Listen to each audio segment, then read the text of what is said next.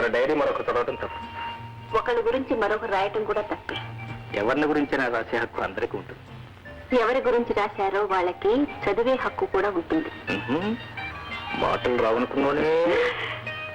నీ మాటలే నన్ను మనిషిని చేశాను. కాదు, నీ మంచితనం నేను మనిషిని చేసింది. ఏదేం చేసింది రాసుకుంటాను. ఆ డైరీ లేవండి. తీసుకో.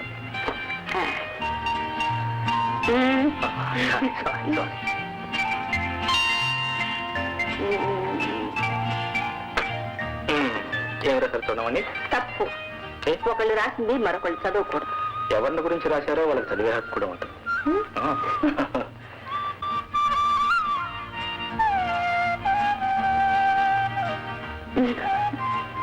నువ్వు మనుషులందరినీ ఇలా దేవుణ్ణి తీసేస్తే ఆ దేవుడు భయపడి మనుషులను సృష్టించడమే మానేస్తాడు. పోనివ్వండి, ఈ జనాభా తగ్గుతుంది.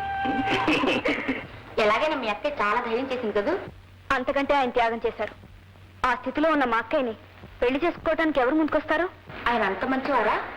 దేవుడు చూస్తే మీరే అంటారు. అలాగా?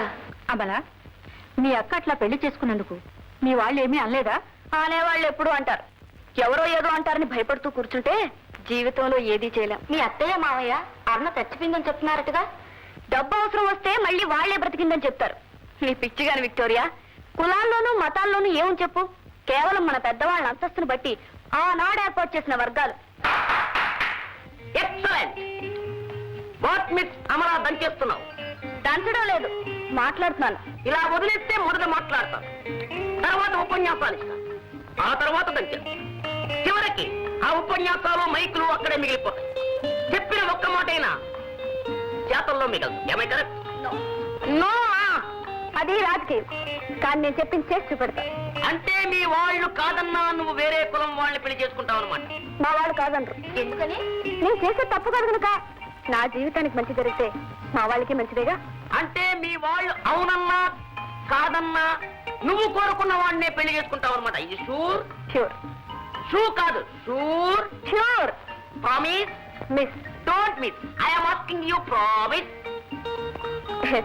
ఓ Raj, you are the witness. Williams sir, car రెడీయా? Ready sir. Bye. Bye. Bye sister.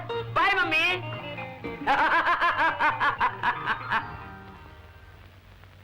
ఏమండి? ఏమండి? మీరు కోపగించుకోనంటే ఒక మాట అడుగుతాను. మీరు ఇలా అయితే తప్పకుండా కోపించుకుంటామండి. మరి ఎలా అడగాలి? ఏమండి, నేను ఒక మాట అడుగుతాను, మీరు ఒప్పు తీరాలి అన్నారు.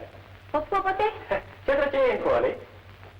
ఏమండి, నేను ఒక మాట అడుగుతాను, మీరు ఒప్పుకుని తీరాలి. ఏమిటండి? చేతులు చేయండి. ఇస్తామండి. మాట పడితే గాంధీ గారు సాక్షి ఉన్నారండి. నేను మళ్ళీ ఉద్యోగంలో చేరబోతున్నాను. ఓకే, అలాగండి. ఏంటి ఉద్యోగం? నువ్వా? మీరు మాట వస్తున్నారు.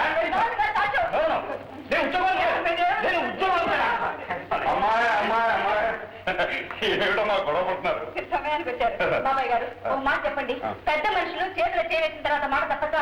పెద్ద మనుషుల చచ్చిన తప్ప. అయితే చేతులు చేవేయండి. ఎందుకు? వేడి చెప్తాను. సార్ అంతే. ఏమండి, నేను చెప్పిన దానికి ఆయన ఒప్పించకపోతే నా మీద ఒట్టే. ఓకే. నేను మళ్ళీ ఉద్యోగంలో చేరబోతున్నాను. ఏమిటి? నువ్వు మళ్ళీ ఉద్యోగం? నేను అదే చెప్పాను సార్. ఊరుకోమ్మా, మళ్ళీ ఎందుకు ఆరోగ్యం పాటు చేసుకుంటాను? నా ఉద్దేశం కూడా అదే సార్. Sorry please. మీరు కూడా ఏమిటి బాబాయ్ గారు? నా వైద్యం పేరు చెప్పి ఇప్పటికే 2000 రూపాయలు పైగా ఖర్చు అయింది. కొత్త సంసారం, ఈయన సంపాదించేది ఇంటిగా సరిపోతుంది. మరి అప్పులు? అందుకని మళ్ళీ ఉద్యోగం చేసి మళ్ళీ వండి పోటీ చేసుకుని మళ్ళీ డబ్బులు ఖర్చు పెట్టి మళ్ళీ అప్పులు ఎందుకన్నా ఇవన్నీ? హాయిగా ఇంట్లో రెస్ట్ తీసుకో. బాబాయ్ గారు, ఇన్నాళ్ళు ఉద్యోగం చేసి ఇప్పుడు ఒంటరిగా ఇంట్లో కూర్చోవాలంటే ఏవేవో ఆలోచనలు. టీచర్ ఉద్యోగమే కదా అనేసి. ఇది పోయింటే ఓ టీచర్ అయితే మళ్ళీ వాగాలి కదా. ఓ పని చేస్తే బాగుంటుంది. నాకు తెలిసిన ఆయన ఒక ఆయన మోహన్ కంపెనీలో పనిచేస్తున్నాడు. Private company. రాత పనే కానీ రోడ్డు పని లేదు. మంచి జీతం కూడా వస్తుంది. అదైతే బాగుంటుంది. డాక్టర్ గారు, మీరు కూడా అది కూడా ఒక రకమైన ట్రీట్మెంట్ అబ్బా. మరి ఎప్పుడు మాట్లాడతారు బాబాయ్? రేపే మాట్లాడుతాను. Thank you sir.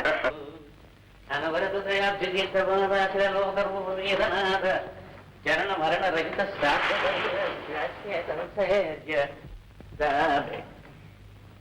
ఏమిటే? ఏం కూర వండుకున్నావు? ఏమిటి? తోటకూర. ఏ ముహూర్తాన్ని తోటకూర తినడం ప్రారంభించాము కానీ తోటకూర కాడల్లా వాడిపోతున్నాం. ఏమే? తోటకూర, పప్పు, మామిడికాయ, ఈ 3 కలిపి వండితే ఎలా ఉంటుందంటావు? నా మోహంలాగా ఉంటుంది. దమ్మిడి సంపాదన లేదు కానీ కోరికలకి ఏమీ తక్కువ లేదు. ఏం చేయమంటావే? అసలే దుర్ముహూర్తవి. ముహూర్తాలు ఎక్కడుంటాయి?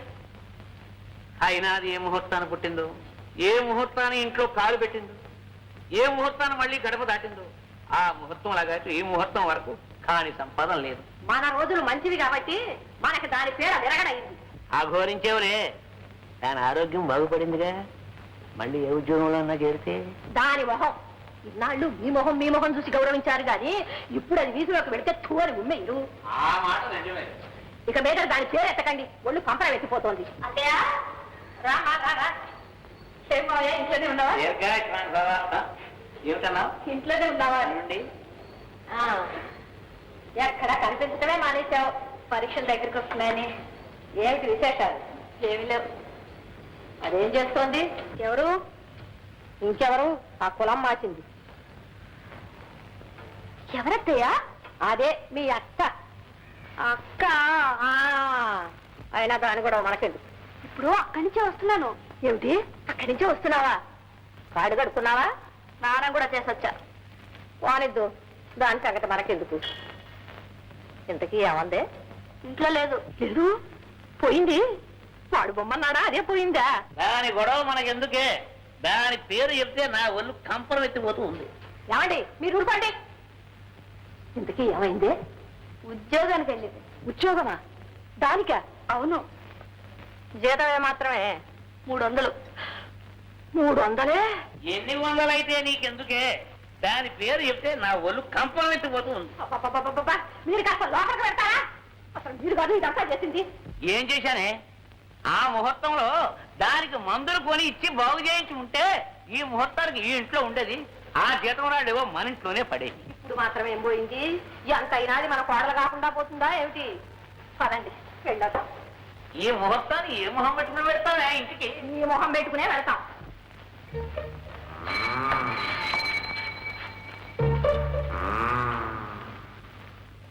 అమ్మాయి అరుణా! అమ్మాయి అరుణా! ఏమిటమ్మా చూస్తున్నా? ఇలా వచ్చారేమిటానా? ముహూర్తంలో వచ్చారేమిటా? ఏదో ఆ రోజు డాక్టర్ గారు మీరు ఎంత ఖర్చు పెట్టినా దండగే బ్రతకదు అని చెప్పబట్టి మందులు చీటీ చెప్పేసింది.